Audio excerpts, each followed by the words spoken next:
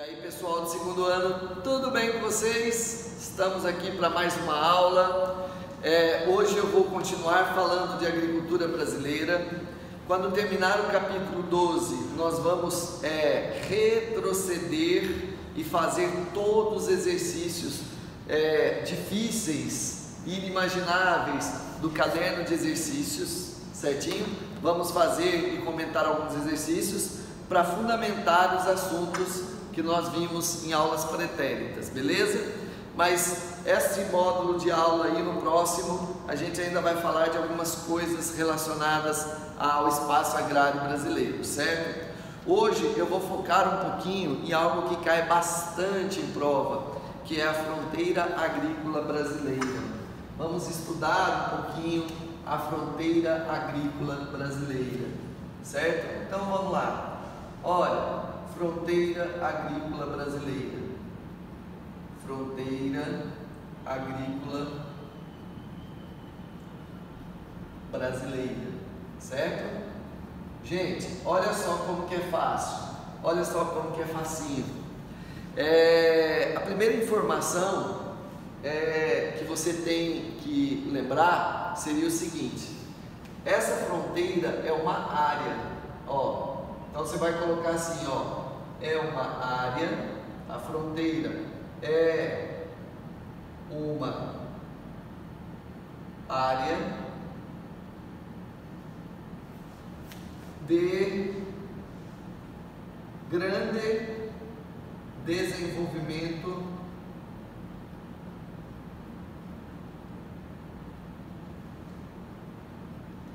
econômico, certinho?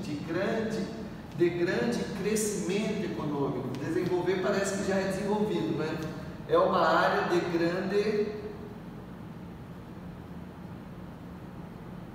crescimento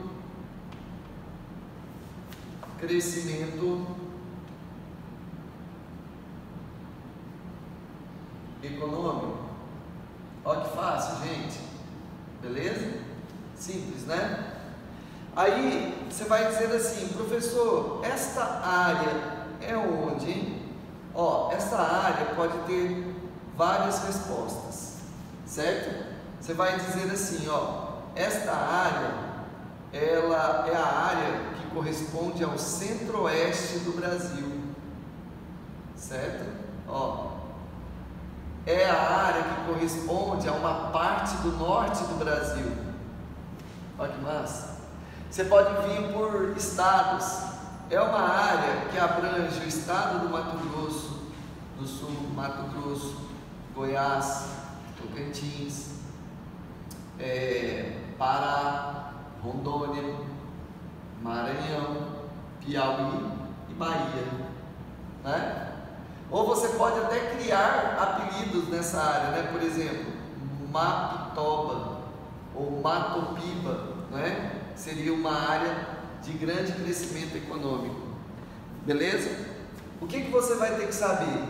Você vai ter que saber o seguinte: que essas áreas têm um grande crescimento econômico. Esse crescimento econômico, ele está vinculado a dois termos. É uma área que está passando por grande modernização da sua economia. Então, olha só, de modernização da sua economia, certinho? Da produção dessa região. Vamos só colocar modernização aqui. E aí você pode pensar o seguinte: essa modernização, esse crescimento econômico vem em virtude de que atividade? Aí você vai dizer que é a atividade agrícola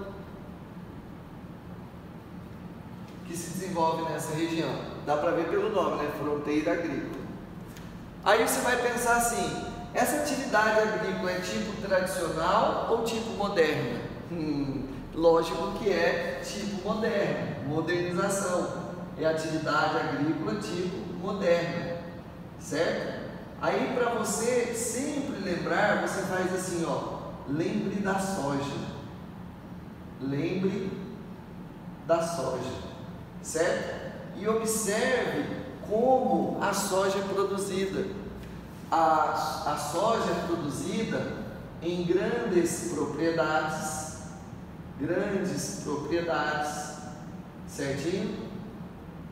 Voltada à produção da soja para exportação, certo? Beleza? Olha só que facinho.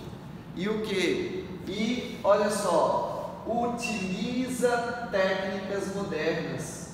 Utiliza, é por isso que é chamado de agricultura moderna. Técnicas modernas, certinho?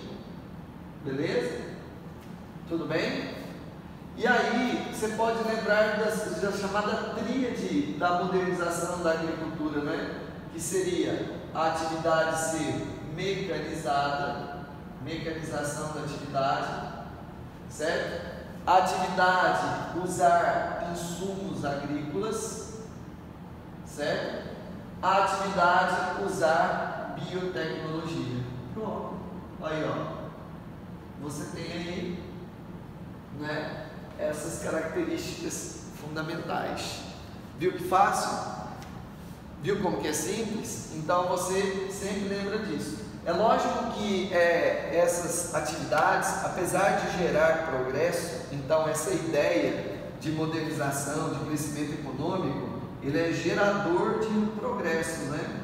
Gerador de progresso, certo? Só que você também tem efeitos colaterais, como por exemplo, a grande propriedade vai alimentar e fomentar ainda mais a concentração fundiária no Brasil, que a gente vai ver isso na próxima aula. Concentração fundiária no Brasil, certo? Beleza? Exportação está bacana, tá tranquilo, ninguém vai pedir numa prova de vestibular efeitos colaterais de exportação, né? A mecanização vai gerar desemprego estrutural, ou não vai empregar tanta gente. É por isso que o Centro-Oeste, por exemplo, é um lugar mais vazio, populacionalmente falando. E o insumos vai gerar poluição, contaminação de alimentos e poluição de ar, de recursos hídricos e do solo também. Então é lógico que tem os seus efeitos colaterais. Agora olha só, uma característica da fronteira agrícola. A fronteira agrícola, ela está em plena expansão, certo? Em plena expansão. A característica mais marcante dela é que ela está em expansão. Aí você vai dizer assim, desde quando? Desde década de 60, desde 1960. Qual foi o caminho utilizado? Qual foi o sentido dessa expansão? Certo? O sentido, a direção, vou colocar a direção que é mais bonito, não é? Qual que foi a direção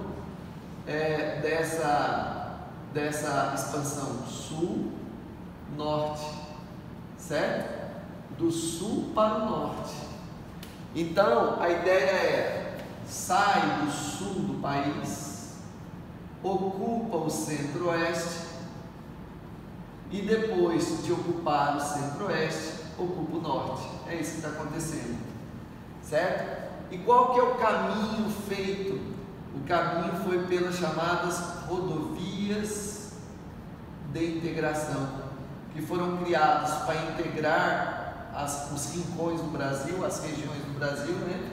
E foi usado pela logística da expansão da fronteira agrícola, certo? Aí você pode colocar como exemplo clássico a rodovia Belém-Brasília, mas tem outras, Cuiabá-Santarém, não é? Tem a BR-163, né?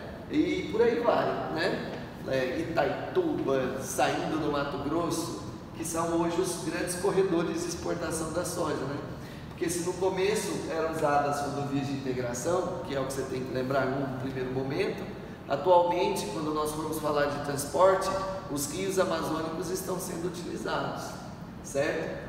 E aí, nessa expansão, tem uma coisa muito importante que você tem que lembrar, não é? A agricultura em expansão é uma agricultura moderna, né? Comercial, mas é uma agricultura predatória. O que quer dizer isso? Quer dizer que gera impactos ambientais, ou seja, a agricultura predatória gera impactos ambientais, certo?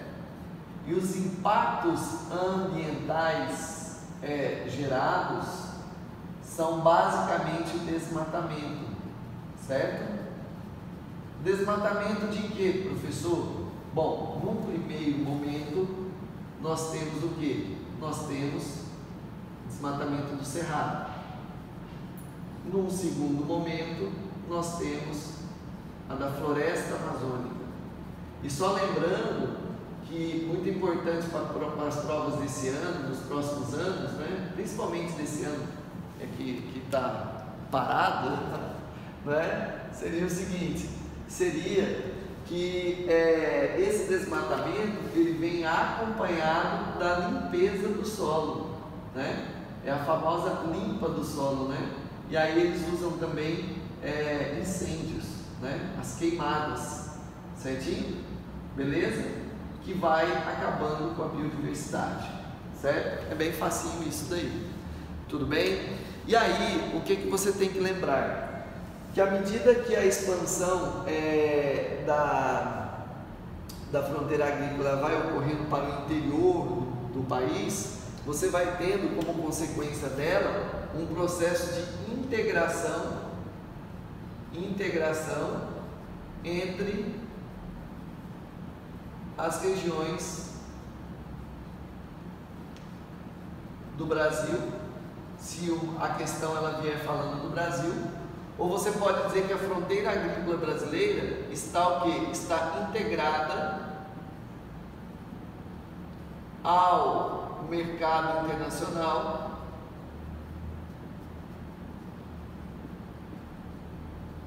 a partir da oferta de commodities agrícolas, que a gente até já falou na aula passada, que é uma das características da exportação brasileira, ser um grande celeiro agrícola. Beleza?